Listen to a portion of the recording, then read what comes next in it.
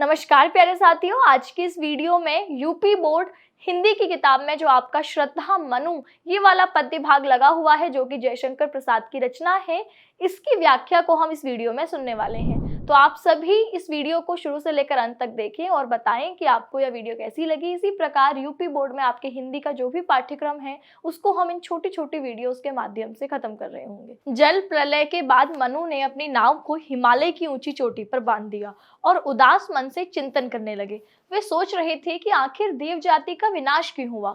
गहरी सोच में डूबकर उन्हें समझ आया कि देवताओं की विलासिता और घमंड ही उनके पतन का कारण बने। देव जाति अपनी समृद्धि और वैभव में चरम पर थी, लेकिन अत्यधिक विलासिता ने उन्हें बर्बाद कर दिया। मनु की आंखों के सामने देवताओं की अय्याशी और कामोपासना के दृश्य साकार उठे।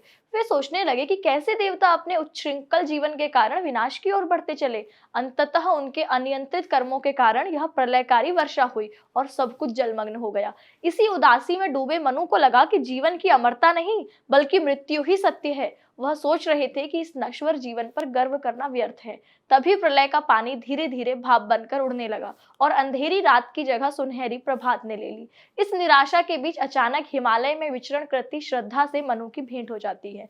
मनु को देखकर श्रद्धा उसके समीप जाकर पूछती है, हे मनुष्य, तुम कौन हो जो इस निर्जन वन में उद्विग्न होकर घूम रहे हो? तुम मेरे लिए अपरिचित हो, लेकिन तुम्हें देखकर ऐसा लगता है कि तुम मेरे लिए एक रहस्यमय प्राणी हो। श्रद्धा का स्वर सुनते ही मनु को ऐसे लगा जैसे कोई भ्रमरी मधुर गुंजन कर रही हो। मनु पागल सा श्रद्धा का मुख निहारने लगा। श्रद्धा ने अपने कोमल शरीर पर नील रोम वाले मेषों का चर्म धारण किया था। उसे देखकर ऐसा लग रहा था मानो नीले मेघों के बीच गुलाबी रंग का बिजली का फूल खिल गया हो। उसके घुंघराले बाल कंधों तक आकर मुख चंद्रमा को घेरे हुए थे। श्रद्धा के अप्रतिम सौंदर्य से मनु विस्मय मुग्ध हो उठते हैं। श्रद्धा का मधुर स्वर सुनकर मनु को ऐसा लगता है मानो उसे श्रद्धा ने नया जीवन प्रदान किया हो। वे अत्यंत विनम्रता से श्रद्धा से कहते हैं, मैं एक अभागा व्यक्ति जीवन के लक्ष्य से दूर पहेली से व्यस्त जीवन की समस्याओं को सुलझाने के उधेड़बुन में विस्मृति के मार्ग पर अनजान बनकर चल रहा हूँ।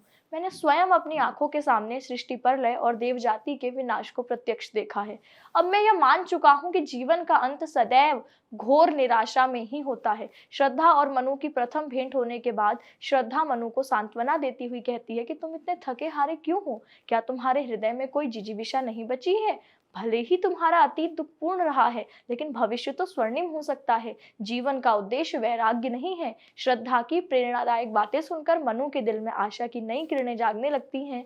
श्रद्धा उन्हें विश्वास दिलाती है कि वह हमेशा उनके साथ रहेंगी और उनके जीवन को सार्थक बनाएंगी। मनु जो पहले निराश थे, अब श्रद्धा के साथ जीवन के नए उद्देश्य की ओर बढ़ने का संकल्प लेते हैं। इस प्रकार कामायनी के श्रद्धा सर्ग में हिमालय में विचरण करती श्रद्धा और मनु की प्रथम भेंट, श्रद्धा के सौंदर्य से मनु का अभिभूत होना और श्रद्धा द्वारा हताश मनु को सांत्वना देकर कर्म क्षेत्र की ओर प्रेरित करना आदि घटनाएं मजेदार और रोचक तरीके से वर्णित की गई हैं। तो कैसी लगी आपको ये वीडियो कमेंट सेक्शन में जरूर बताएं और इसी तरीके की वीडियोस के लिए RW ट्यूशन क्लासेस को सब्सक्राइब करें। नमस्कार।